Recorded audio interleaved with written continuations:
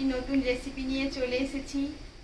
ববি কিচেনে সবাইকে স্বাগত জানিয়ে আজকে আমার রান্নাটা যে রেসিপিটা আজকে বানাবো, চলুন প্রথম থেকে শেষ পর্যন্ত ভিডিওটি দেখতে থাকুন আমি কিভাবে আজকে রেসিপিটা বানাই।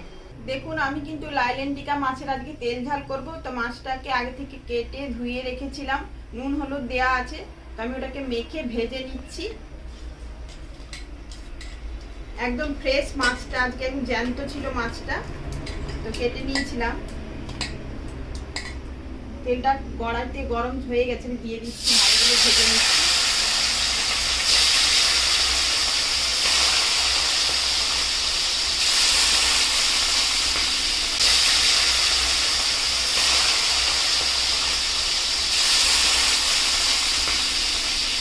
দেখুন, আমি কিন্তু মাছের তেল ঝাল করার জন্য কি কি মশলা নিয়েছি।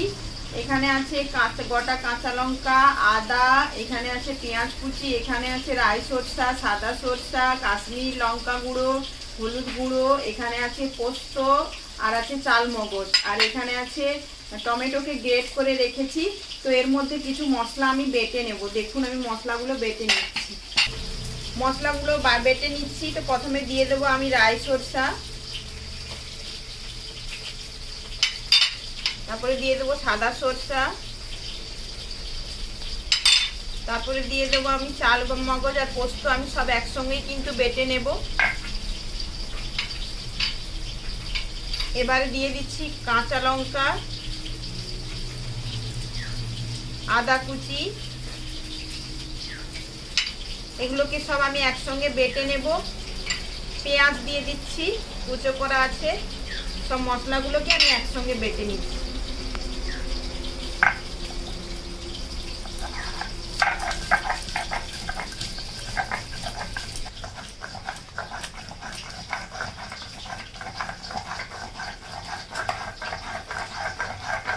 আমার মশলাটা কিন্তু বাটা হয়ে গেছে সম্পূর্ণ। আপনারা কিন্তু বাটা মশলাতে করবেন, খুব খেতে ভালো লাগবে। যেহেতু টাটকা মাছের তেল ঝাল, তেলাপিয়া মাছ নয়, এটা লাইলেন্টিকা, তো এটা খুব সুন্দর লাগবে। এইরূপভাবে মশলা বেটে করবেন। আমার লাল লাল হয়ে গেছে, আমি এটাকে উল্টে দিচ্ছি। মাছটা ভাজা হয়ে গেলে তুলে নেব। মাছ ভাজাগুলো হয়ে গেছে, আমি এগুলো তুলে নিচ্ছি একে একে। চিটে গেছে। এই মাছ ভাজার তেলে আমি তরকারিটা আগে আলুটা ভেজে নেবো। যেহেতু আমি মাছের তেল ঝালে আমি আলু দেব, একটু হালকা আলু কেটে রেখেছি, আলুটা ভেজে নেব।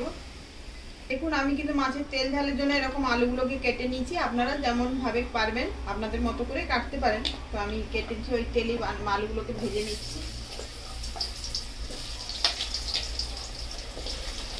একদম সহজ পদ্ধতি রান্না, তো খেতেও ভালো। আপনারা বাড়িতে অবশ্যই ট্রাই করতে পারেন না ট্রাই অবশ্যই রান্না করে খাবেন, খেয়ে বলবেন কমেন্ট করে কেমন হয়েছে রান্না। আলুগুলো একটু ভালো করে ভেজে নেব। দেখুন, আমি কিন্তু আলুগুলোকে লাল লাল করে একটু ভেজে নিয়েছি। তো এবার ওই তেলটায় আমি তরকারি তুলে নেব। দেখুন, আমি কিন্তু তরকারিটা তোলার জন্য আমি 5 ফোড়ন নিয়ে নিয়েছি, দিয়ে দিচ্ছি। তেলটা হিট আছে।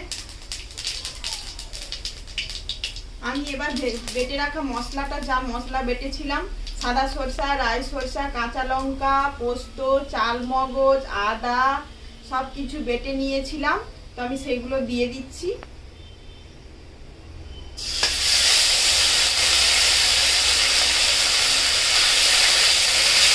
এবার আমি কাশ্মীরি লঙ্কার গুঁড়োটা দিয়ে দেব। লাল, যেহেতু একটু তরকারিটা লাল হওয়ার, যাতে কালার হওয়ার কারণ, তার জন্য আমি দিয়ে দিচ্ছি। এবার দিয়ে দেবো হলুদ গুঁড়ো।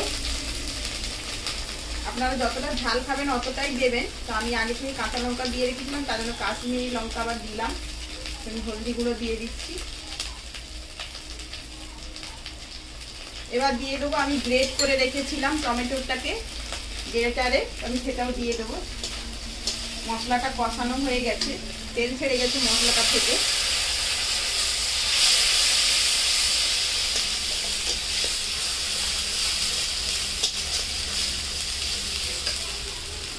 আমি একটু কাঁচা সরষার তেল দিয়ে দেবো এবার।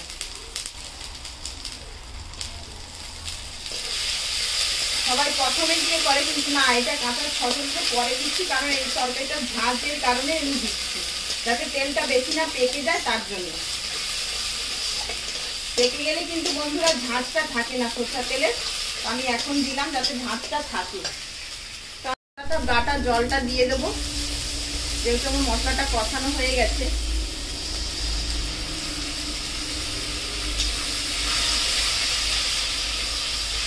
এই রান্নাটার পদ্ধতি কারণ হচ্ছে সরষা তেল দিয়ে আপনারা মশলাটা কষলেও কষতে পারেন অল্প তেল দিয়ে, কিন্তু মশলাটা কষা হয়ে গেলে আপনারা পরে কিন্তু সরষা তেল দেবেন, ওই তেলের ঝাঁঝটা থাকে, তাতে তরকারিটার টেস্ট আরও মাছের তেল ঝালের টেস্টটা কিন্তু বাড়ে। এটাই হচ্ছে গুরুত্বপূর্ণ। আপনারা তেলটা কম করে দিয়ে প্রথমে মশলাটা যখন নাড়বেন তখন কম করে তেল দিয়ে মশলাটা তুলবেন, কিন্তু মশলাটা কষানো হয়ে গেলে তারপরে সরষার তেলটা দিবেন, যাতে না সরষা তেলের ঝাঁঝটা কমে যায়।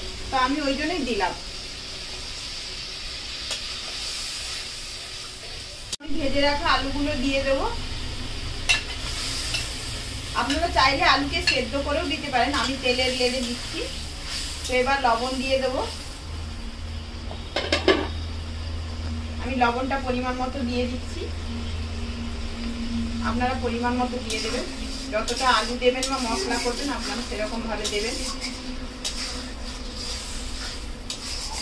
আপনারা এমনিতেই মাছের তেল ঝাল করেন, সেটা কেমন লাগে, কিন্তু আজকে আমি যেভাবে বানালাম ওভাবে বাড়িতে বানাবেন, দেখবেন কিভাবে কেমন ভাবে যে টেস্টটা লাগে তেল ঝালে, সেটা আপনারা কমেন্ট করে জানাবেন। আপনারা যতক্ষণ না নিজে বানিয়ে খান ততক্ষণ তো বুঝতে পারবেন না যে এটা আবার কিরকম হলো। তা আপনারা বাড়িতে বানাবেন, বানিয়ে খাবেন, খেয়ে কমেন্ট করে জানাবেন। দেখুন আমার কিন্তু আলুটা সেদ্ধ হয়ে গেছে, মাছের তেল ঝালের আলু একদম সেদ্ধ হয়ে গেছে। এবার আমি মাছগুলো দিয়ে দেব একে একে করে। ভেজে রাখা মাছগুলো দিয়ে দিচ্ছি।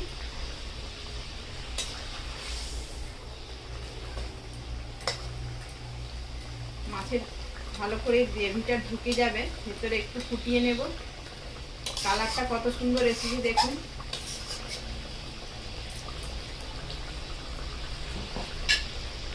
দেখুন আমি কিন্তু উপর থেকে ভাজা মশলা ছড়িয়ে দিচ্ছি।